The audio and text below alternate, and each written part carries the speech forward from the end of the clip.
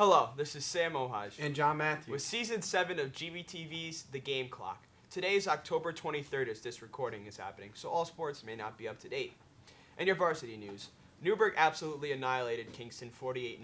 There's not that much to talk about. It was a blowout to begin with. A couple of nice plays by Mari Tice, Kendall Scott, just the regular players. But they're looking to go against Middletown, who is ranked third in the state. But there is a little bit of controversy with the Middletown Middies. They had an ineligible player. They had to forfeit 4 of their games. So instead of being 7-0, they're now 3-4.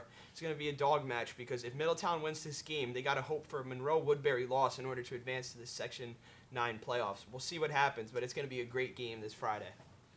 And your girls' tennis news. The Section 9 tournament went underway. The combo of Ekta Patel and Jade Correa advanced, and Sadie McNair and Isabel Perot advanced to the tournament. So best of luck to these girls. Our varsity boys soccer team beat the reigning state champions and section champions, Monroe-Woodbury, 1-0. Javier Rodriguez scored the only goal of the game, and Coach Matt Irlano and Coach Paul Matthews both reached a great milestone this year with 300 career wins. Yeah, that was a very impressive achievement. So hopefully they could go further in the playoffs, and hopefully they can win. It'll be the first time in 10 years if they advance to the state tournament and win. Yeah, they beat the reigning state champs, so anything's possible. The girls' soccer season came to a conclusion on Friday night. The girls played hard this season. They won't be advancing to the playoffs like last year, but special shout-outs to all the seniors that include Marianne Klazowski, Haley Dando, Madison Noble, and Melissa Ortiz-Citron. These girls have played hard for the last 4 years for the varsity soccer team, and their careers are probably pretty good. I mean, they made the playoffs a couple of times, but it's sad to see it end, but congratulations and best of luck in your futures. And your MLB, NBA, and NFL news. The MLB postseason is down to the World Series. Houston Astros, Washington Nationals. Such an interesting matchup. The Yankees choked it away last weekend in Game 6 when Aroldis Chapman gave up a 2-run home run to Jose Altuve. Wasn't great for Yankees fans, but we're all National fans now. The Astros, though, are a great baseball team on paper. They're probably better than the 2018 Red Sox that led almost every single category. They actually are double their stats and They have such a great piece, but their greatest addition this season was Garrett Cole when they acquired him from the Pittsburgh Pirates, and it wasn't looking too good for Garrett Cole. In his first game, he's been dominant all postseason, a 0 ERA, something ridiculous, really, really good. But the Nationals came out hot. Jordan Zimmerman launched a home run. Juan Soto absolutely crushed one off of him.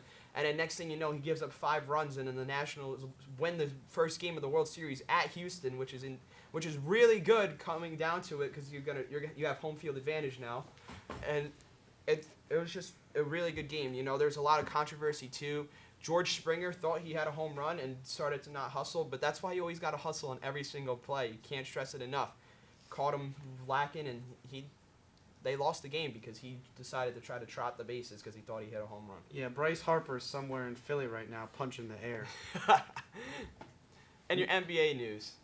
The Lakers and the Clippers played last night in the season opener. The Clippers edged out the Lakers. I think it was, what was it? It was 112 to 102. Yeah, Kawhi Leonard led the way with 30 points, and Montrezl Harrell had 17 off the bench, as well as Lou Williams had 21 off the bench in order to lead the way to the victory. The Clippers start off 1-0, and the Lakers start off 0-1. Yeah, and I'm going to take a couple of takes right here.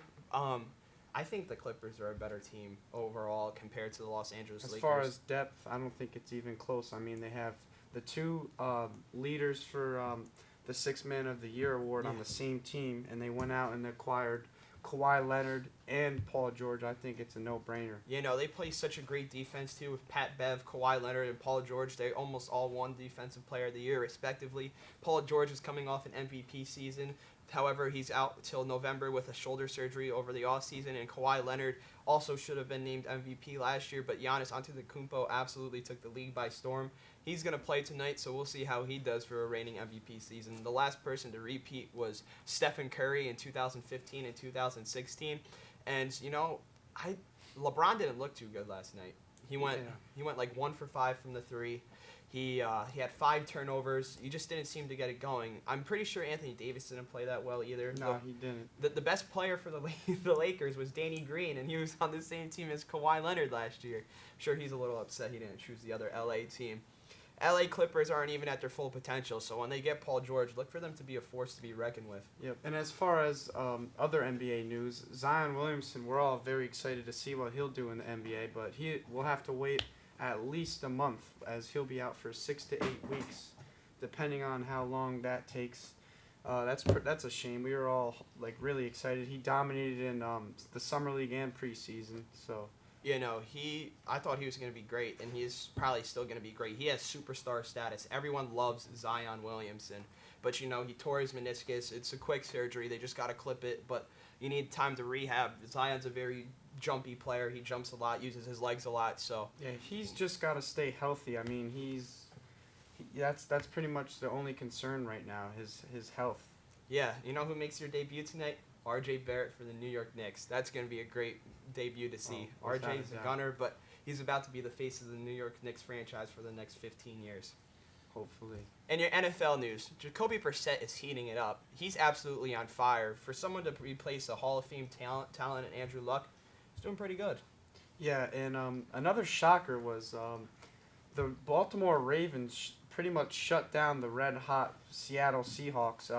They took an MVP candidate in Russell Wilson and made him look like an average quarterback. And Lamar Jackson pretty much dominated and outplayed the leading MVP candidate in Russell Wilson. Yeah, because of that game alone, Russell Wilson went from the top MVP odds to third, and Aaron Rodgers took over with his impressive 6-touchdown performance against the Oakland Raiders. But, there's a little bit of controversy with all that. The Packers are getting a lot of calls their way compared to a lot more teams. And it's blatantly obvious. It's disgusting, honestly. It's kind of unfair, but the refs haven't been too impressive this year.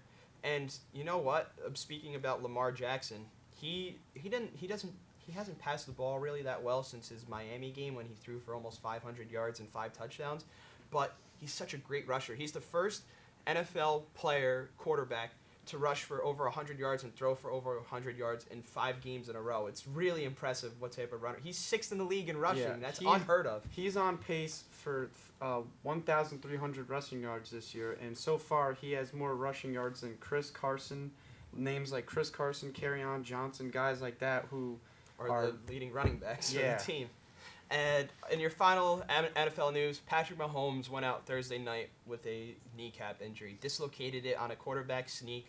He's going to be out 3 to 4 weeks, but he'll probably be back around the bye week when they face the New England Patriots, hopefully. Yeah, they'll definitely need him back by then, and that's a bummer for me. I have him on my fantasy team, so. Yeah, I don't know. It's going to be a crazy season.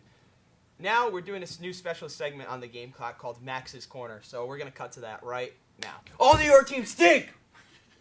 Thanks, Max, for that quick hot take. And anyway, I'm Sam Ohaj. And I'm John Matthews. This is the Game Clock.